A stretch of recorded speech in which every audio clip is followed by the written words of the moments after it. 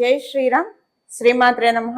శ్రీ గురుభ్యో నమః. 2026 సంవత్సరం సెప్టెంబర్ 2వ తారీఖు వరకు కూడా ఖగోళంలో ఒక విశేషాంశం గోచర రీత్యా చోటు చేసుకుంటుంది. ఈ విశేషాంశం ఏంటంటే ఇది మళ్ళీ మనకి రాదు. ఇలాంటి విశేష గ్రహస్థితి రావాలంటే మళ్ళీ మనకి 12 సంవత్సరాలు వెయిట్ చేయాలి. అసలు ఈ విశేషాంశం ఏంటి, దీనివల్ల ద్వాదశ రాశుల వాళ్ళకి, ద్వాదశ లగ్నాల వాళ్ళకి ఎలాంటి ఫలితాలు ఉండబోతున్నాయి, దీన్ని మనం బలోపేతం చేసుకోవడానికి, ఏదైనా ఒక విశేషాంశం ఉందంటే దాన్ని బలోపేతం చేసుకోవడానికి ఏ పరిహారాలు చేసుకోవాలి, అసలు ముందుగా ఈ విశేషాంశం దేన్ని సూచిస్తుంది, ఏ గ్రహాల వల్ల ఈ విశేషాంశాన్ని మనం చూడబోతున్నాం, ఇది మనం ఇప్పుడు మొదటగా చూద్దాం. మనందరికీ తెలుసు, దేవగురువైన బృహస్పతి తన ఉచ్చక్షేత్రమైన కర్కాటక రాశిలో ఆయన సంచారం ఉంది.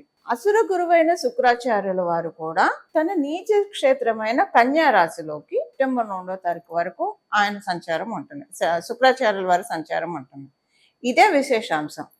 ఇద్దరు గురువర్యులే, ఒకరు అసురు గురువు, ఒకరు దేవ గురువు. ఒకరేమో ఉచ్చ స్థానంలో ఉండడం, ఒకరు నీచ స్థానంలో ఉండడం. ఇది అంటే ప్రతి సంవత్సరం కూడా శుక్రాచార్యుల వారు కన్యా రాశిలోకి ఒక నెల ఆయన సంచారం ఉంటుంది, శుక్రాచార్యుల వారి సంచారం ఉంటుంది. కాకపోతే ఇప్పుడు దేవగురువైన బృహస్పతి అంటే ఒక గురువు ఉచ్చ రాశిలో ఉండడం, ఒక గురువు నీచ రాశిలో ఉండడం, ఇది ఎలాంటి ఇంపాక్ట్ సూచిస్తుంది. ఇది నిజంగా ఒక చాలా విశేషాంశము. మళ్ళీ మనకి ఇలాంటిది గురు భగవానుడు మళ్ళీ గురుదేవులు వారు మళ్ళీ కర్కాటక రాశిలోకి రావడానికి 12 సంవత్సరాలు పడుతుంది. కర్కాటక రాశి నుంచి జరిగిపోయాక మళ్ళీ మనకి ఈ 1 మంత్ ఉండే ఇది ఈ విశేషాంశం చూడటానికి మనం 12 సంవత్సరాలు వేచి ఉండాలి. అప్పుడు మళ్ళీ మనకు వస్తుంది. అసలు ఏంటండి ఈ విశేషాంశం వల్ల మనకి ఏంటి లాభము? మనకి గురు భగవానుడు ఉచ్చ స్థానంలో ఉండడం వల్ల, అంటే శుక్రాచార్యుల వారు నీచ పొంది ఉన్నారు కదా, అది ఎలా ప్లస్ అవుతుంది? ఇద్దరు ఉచ్చ స్థానాల్లో ఉంటే అప్పుడు అది చాలా ప్లస్ అవుతుంది. మళ్ళీ ఆయన అలా వచ్చినప్పుడు మళ్ళీ మనం మాట్లాడుకుందాం. ఉచ్చ స్థానంలో ఉంటే అది ప్లస్ అవుతుంది. కానీ నీచ స్థానంలో ఉన్నాడు కదా, నీచ స్థానంలో ఉంటే ఎలా ప్లస్ అవుతుందంటే, ఎవరి జాతకంలో అయినా అసలు మనందరికీ కూడా ఒకళ్ళ జాతకం అనేది ఉంది. ప్రతి ఒక్కళ్ళ జాతకానికి శుక్రబలం అనేది అనివార్యం, కావాల్సిందే. శుక్రబలం ఉండడం వల్ల మేజర్ ప్లస్ పాయింట్స్ ముందు మనం తెలుసుకుందాము.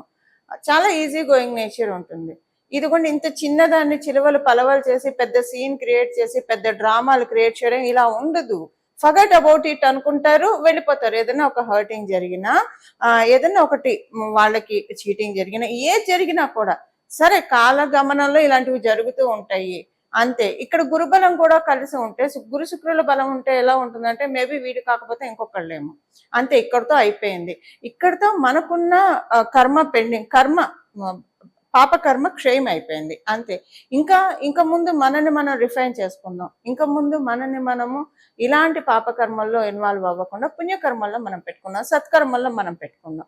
అసలు ఏదైనా కూడా ఈజీ గోయింగ్ నేచర్ని ఇస్తాడు. అసలు మామూలుగా కూడా శుక్రాచార్యుల వారు ఒకటి కాంపిటేటివ్ ఎగ్జామ్ రాశారు, సక్సెస్ రాలేదు. సో ఇంకా నేను ప్రయత్నం చేయాలేమో, అంతే. అది పెట్టుకొని ఏదైతే క్యాలిక్యులేటెడ్గా ఉంటారు, చాలా ప్రొడక్టివ్గా ఆలోచిస్తారు. ఏం ఆలోచిస్తే వాళ్ళకి ఫ్యూచర్కి గ్రోత్ ఉంటుందో, అంతేకాని అది రాలేదు అని ఇంకా అదే పట్టుకొని అదే తవ్వుకొని అలా ఉండదు శుక్రాచార్యుల వారి బలం ఉంటే.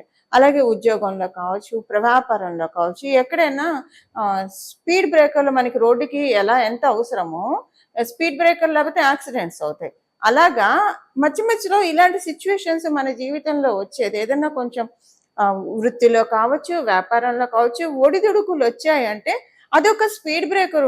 దేవత మనకు అందిస్తున్న ఆశీస్సులు. ఈ స్పీడ్ బ్రేకర్తో మనం స్లో అయినా తర్వాత నార్మల్గా వెళ్ళిపోతుంది. అక్కడ స్పీడ్ బ్రేకర్ లేకపోతే ఎలాగైతే వాహన ప్రమాదాలు జరుగుతాయో, ఇక్కడ లేకపోతే మేబీ మొత్తానికి ఉన్న యోగం అంతా కొలాప్స్ అయిపోవచ్చు. అందువల్ల ఇలా జరుగుతుంది. అంటే థాట్ ప్రాసెస్ ఇలా ఉంటుంది. ఒక పాజిటివ్ వేలో చూస్తారు, చూసి అయ్యో నాకే నష్టం వచ్చింది, నాకే ఎందుకు కష్టం వచ్చింది, నేనే కష్టపడుతున్నా, ఇలా ఆలోచించరు.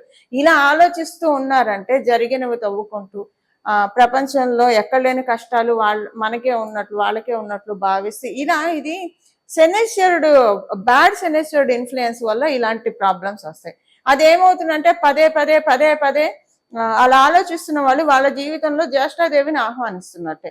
ఆవిడకేంటి ఎప్పుడు దుఃఖంతో కుమిలిపోతూ ఉండడం, జరిగినవి తలుచుకుంటూ ఉండడం, వగచిపోవడం ఉండడము, గోవింద గోవింద గోవింద ఇలాంటివన్నీ ఆవిడకి ఇష్టం. అందువల్ల ఏంటంటే, ఓ మీరు నన్ను పిలుస్తున్నారా, ఎందుకు మీరు అంత శ్రమ పడి పిలవడం, నేనే వస్తాను కదా, ఒక కాల్ అవే అని ఆవిడ చెప్తూ ఉంటారు. అలా మనకి అది వద్దు కదా.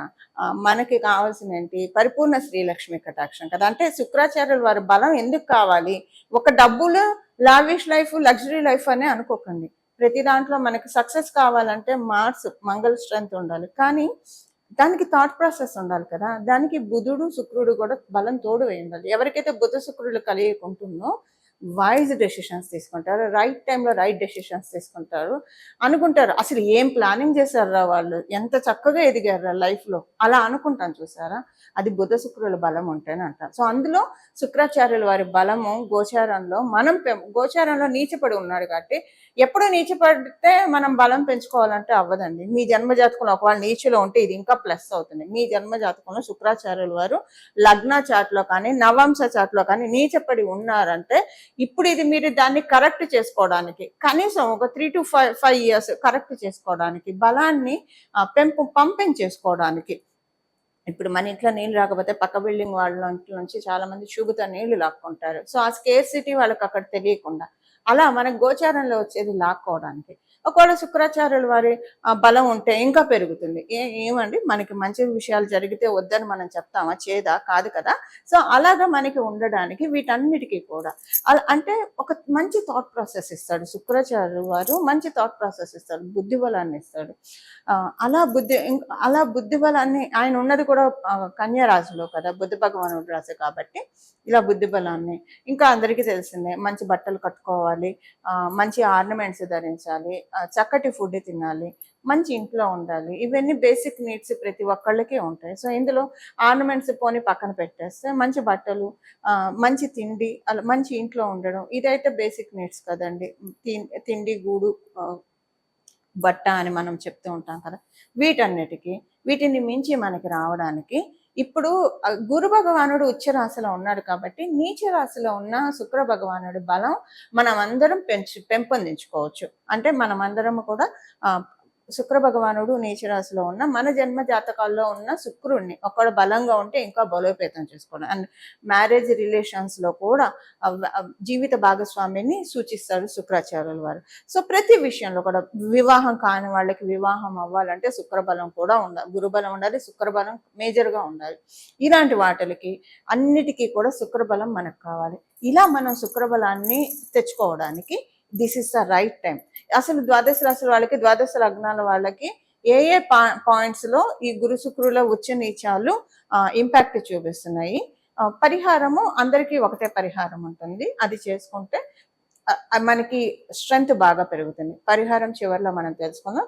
అసలు ముందుగా ఏ రాశుల వాళ్ళకి ఏమేం చేయాలన్నది ఇప్పుడు మనం చూద్దాం. వృషభ రాశి వృషభ లగ్నంలో పుట్టిన వాళ్ళకి మీకు తృతీయ స్థానం మరియు పంచమ స్థానంలో జరుగుతుంది. పిల్లలకి సంబంధించిన ఆరోగ్య రుగ్మతలు ఏవైనా ఉంటే అవి సెట్ చేసుకోవడానికి, అలాగే మీరు కొన్ని అనుకుంటూ ఉన్నారు చేయలేకపోతున్నారు, అనుకున్న నిర్ణయాలన్నీ కూడా యథావిధిగా ఇంప్లిమెంట్ చేయలేకపోతున్నారు. అలాగే మీ చుట్టూ ఉన్న వాళ్ళతోటి మీకు కొన్ని చిక్కులు, లేదా చుట్టూ ఉన్న వాళ్ళతో కాదు పరిస్థితుల రీత్యా కొన్ని చిక్కులు, వీటన్నిటితోటి మీరు బాగా నలిగిపోతూ ఉన్నారు. ఒక రకంగా చెప్పాలంటే అలా పైకి తిరుగుతూ ఉన్నారు. ఎవరన్నా కొంచెం ఆత్మీయులు కనిపించి దగ్గరికి వచ్చి ఏమ్మా లేదా ఏరా ఎలా ఉన్నావంటే బొడ బొడ బొడ బొడ కన్నీళ్లు గార్చే స్థితి గత సంవత్సరం ఉన్నారగా వృషభ రాశి వృషభ లగ్నంలో వాళ్ళు చూస్తున్నారు. చూసే వాళ్ళకి అదేంటో అంటారు కదా, పిల్లికి చెలగాటము ఎలుకకి ప్రాణ సంకటం. అలా చూసే వాళ్ళకి తెలియదు కదా అవన్నీ. ఏదో బాగున్నారు, ఇంకేంటి వీళ్ళు ఏదో చెప్తున్నారు, ఇలా ఉంటుంది. సో ఒక్కొక్కసారి కోపము, ఆవేశము, బాధ, భయము, ఆందోళన అన్ని, ఇంకా ఒకటని కాదు అన్ని చూస్తూ ఉన్నారు. దాంట్లోంచి బయట రావడానికి ఇప్పుడు చక్కటి సదావకాశాన్ని దేవగురువైన బృహస్పతి, అందులో మీ రాష్ట్రాధిపతే కదండి శుక్రాచార్యుల వారు, ఆయన ఇంకా ఎక్కువ కటాక్షాన్ని ఇవ్వడానికి, మీకున్న సమస్యల నుంచి నెమ్మదిగా బయటపడడానికి, ముందు అభద్రతా భావంతో బాగా నలిగిపోతున్నారు. ఈ అభద్రతా భావంతో బాగా నలిగిపోతూ ఉన్న వాళ్ళందరికీ కూడా ఇది సరైన సమయము. విద్యార్థినులకి మీ పిల్లల చదువు పట్ల మీకు ఏమన్నా ఆందోళన ఉంటే, మీ పిల్లల ఫ్యూచర్ ప్రోగ్రెస్ పట్ల ఏదన్నా ఆందోళన ఉంటే దాంట్లోంచి కూడా ఇప్పుడు బయటికి రావడానికి చక్కటి అవకాశం ఉంది. కొంచెం ఏంటంటే మీరు ఈ నెల రోజులు మీ బలము చాలా గ్రాప్ చేసుకోవచ్చు యూనివర్స్ నుంచి. అందువల్ల ఎక్కువ మీరు చిట్ చాట్లో ఇన్వాల్వ్ అవ్వకండి. వీలైనంత వరకు ఐసోలేట్ అంటే అవసరమైనంత మేరకు మాట్లాడడం, వృత్తిరీత్యా వ్యాపార రీత్యా. ఇంకా అవసరానికి మించి మాట్లాడకండి. ఎక్కువ చిట్ చాట్స్లో ఉంటే మీ బలం మీకు తెలియకుండానే మీ శక్తి క్షీణిస్తుంది. అంటే ఆస్ట్రల్ బాడీ శక్తి నేను చెప్పేది, ఫిజికల్ బాడీ స్ట్రెంత్ కాదు. ఎప్పుడైనా గురు శుక్రులు ఇద్దరు కటాక్షం ఉన్నప్పుడు ఒక మౌన యోగి లాగా ఉండాలి. అంటే మనం నోరు తెరిస్తే మన మాటే మంత్రమా అన్నంత ఇదిగా మనము ఉండాలి. మన మాటను మనం మార్చుకోవాలి, మన వాక్కును మనం మార్చుకోవాలి.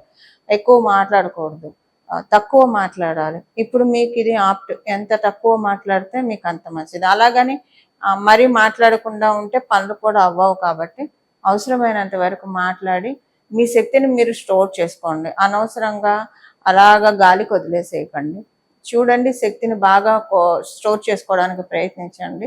ఇది మీకు సదావకాశం. ఇది వృషభ రాశి, వృషభ లగ్నంలో పుట్టిన వాళ్ళకి. కాలపురుషుడు కుండలిలో నుంచి చతుర్థ మరియు షష్ఠ రాశుల్లో ఉన్న గురు శుక్రుల బలాన్ని, అంటే వాళ్ళిద్దరూ కూడా ఒకళ్ళ నుంచి ఒకళ్ళు తృతీయ లాభస్థానాల్లో కూడా ఉన్నారు.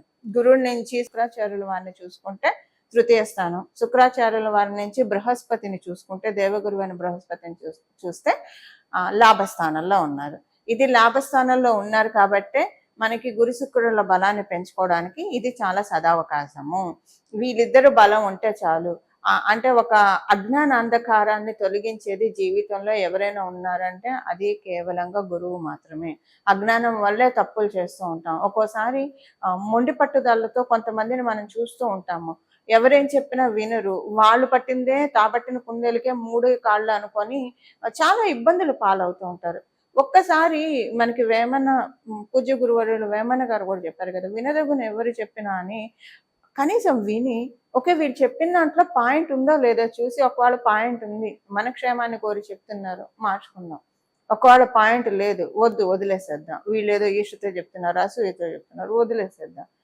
ఈ వివరణ మనకు ఉండాలి. ఈ వివరణ లేదా మనంతట మనకే మంచి థాట్స్ రావడానికి గురు బలాన్ని బేసిక్గా ఇద్దరు గురువుల బలాన్ని పెంపొందించుకోవడానికి మనం చేయాల్సిన పరిహారం ఇప్పుడు చూద్దాం. పరిహారం వచ్చేసేసి 2026 సంవత్సరం సెప్టెంబర్ 2వ తారీఖు వరకు కూడా ఈ సమయంలో ప్రతిరోజు కూడా ఉదయం మరియు సాయంత్రం లలిత సహస్రనామాన్ని చదవాలి. ఒకటి. రెండవది, దక్షిణామూర్తి స్తోత్రాన్ని కూడా, శ్రీ గురు దక్షిణామూర్తి స్తోత్రాన్ని కూడా చదవడం కావచ్చు, వినడం కావచ్చు, చేయొచ్చు. దక్షిణామూర్తి తత్వంలోనే అమ్మవారు ఇమిడి ఉంటుంది, స్వామిలోనే అమ్మవారు ఇమిడి ఉంటుంది. అందుకే మనకి లలిత సహస్రనామంలో గురుమూర్తి, గురుమాత, గోమాత, గుహ జన్మభు అని ఒక నామం ఉంటుంది. అంటే అమ్మవారు సాక్షాత్ గురుమూర్తి రూపిణి, రాజశ్యామల అమ్మవారి రూపంలో, సరస్వతి రూపంలో అమ్మవారు మనల్ని కరుణిస్తూ ఉంటుంది, కటాక్షిస్తూ ఉంటుంది. ఈ సమయంలో అందరూ కూడా గురు శుక్రుల బలాన్ని పెంపొందించుకుంటే మీకు తేడా తెలిసిపోతుందండి. ఒక 11 రోజుల్లో మీ జన్మజాతకం బాగుంటే 3 రోజుల్లోనే, ఇంకా బాగా ఉంటే 3 గంటల్లోనే మంచి మార్పులు మీరు చూస్తారు. కానీ అత్యంత భక్తి శ్రద్ధలతోటి చదవాలి. చదవడం రాని వాడు వినండి. గురు దక్షిణామూర్తి స్తోత్రం, లలిత సహస్రనామ స్తోత్రం ఉదయం సాయంత్రం. చాలా మంది వర్కింగ్ ఉంటారు, మగవాళ్ళు కావచ్చు, ఆడవాళ్ళు కావచ్చు. మరి మేము బయట ఉంటాం కదండి అంటే, మీరు ఇంటికి వచ్చాక స్నానం చేసి చక్కగా ఉతికిన బట్టలు ధరించి వినండి. 2 పూట్ల కుదరదు, పొద్దున పూటే చదవండి, 2 సార్లు చదవండి. ఒకటే లేదా వినండి పొద్దున పూటే. సాయంత్రం పూట చంద్రుడిని చూసి నమస్కారం చేసుకోండి. ఆకాశంలో ఇప్పుడు శుక్లపక్షంలో అయితే చంద్రుడు కనిపిస్తూ ఉంటాడు. కృష్ణపక్షంలో అంటే మనకు అమావాస్య రోజు కనిపించడు, తర్వాత కూడా కొన్నిసార్లు మబ్బుల్లో కనిపించడు. ఆకాశంలో చంద్రుడు ఉంటాడు కాబట్టి ఆయన చూసి దండం పెట్టుకోండి. దీంతో పొద్దున్నే ఉదయాన్నే సూర్యచంద్రులు అమ్మవారికి కళ్ళు, అలాగే పరమశివుడికి 2 కళ్ళు, ఆయనకి 3వ కన్ను అగ్ని, సూర్య శశాంక వహ్నినయనం అని చెప్తాం మనం ఆయనకి. సో వాళ్ళిద్దరికీ దండం పెట్టుకోండి. అమ్మవారు 2 కళ్ళకి దండం పెట్టుకోవడము ఇది చాలా విశేషమైన ఫలితాన్ని మన జీవితంలో కలిగిస్తుంది. ఇలా ఉదయాన్నే స్నానం చేసిన వెంటనే శుభ్రమైన వస్త్రాలను ధరించి లలిత సహస్రనామాన్ని పారాయణం చేయండి. లేదు 3 సార్లు చేస్తే మంచిది. ఒకటేసారి కూర్చొని చేసేప్పుడు 3 సార్లు చేస్తే మంచిది. లేదా పొద్దున ఒకసారి, సాయంత్రం ఒకసారి. కుదరదంటే ఒక్కసారన్నా చేసుకోండి, పర్లేదు. అమ్మవారికి మన ఆరతి తెలుసు కాబట్టి ఒకసారి చేసుకున్నా పర్వాలేదు. ఇలా చేసుకోవడం వల్ల గురు శుక్రుల యొక్క బలాన్ని మనము మన జీవితంలో తీసుకోవడానికి అవకాశం ఉంటుంది. ఇక్కడి నుంచి ఒక 3 సంవత్సరాల్లో మంచి మార్పులు మనం చూడడానికి, ఒక 3 సంవత్సరాల వరకు ఇప్పుడు మనం తీసుకున్న ఈ నెలలో మనం తీసుకున్న బలం రిటర్న్ అవుతుంది. అందులో ఇప్పుడు ఇప్పుడు చూస్తున్నాం కదా, రెసెషన్ అని. సో కొంచెము కొంతమందిని తీసేయడం ఇలాంటివి కూడా చాలా బాధపడుతూ ఉన్నారు కదా చాలామంది. కొంతమందికి వ్యాపారాలు సరిగ్గా సాగక ఇబ్బంది పడుతూ ఉన్నారు. వీటన్నిటి నుంచి బయటపడడానికి కొంతలో కొంత ఒక 3 సంవత్సరాలు అయితే మనకి బెనిఫిషియల్గా ఉంటుంది. ఇది పరిహారం చేసుకోవాల్సిన పరిహారము. మీరందరూ కూడా స్వామివారిని, జగన్మాతని, మహాదేవుడి చరణాలని ఆశ్రయించి మంచి లబ్ధిని పొందుతారని, మనమందరం కూడా మహాదేవుడి యొక్క, జగన్మాత యొక్క పరిపూర్తి కృపాకటాక్షాన్ని అందుకోవాలని చెప్పి మనందరి తరఫున జగన్మాత చరణాలను అలాగే మహాదేవుని చరణాలను శిరస్సు ఉంచి నమస్కరిస్తూ మంగళం. నమో భగవతే వాసుదేవాయ.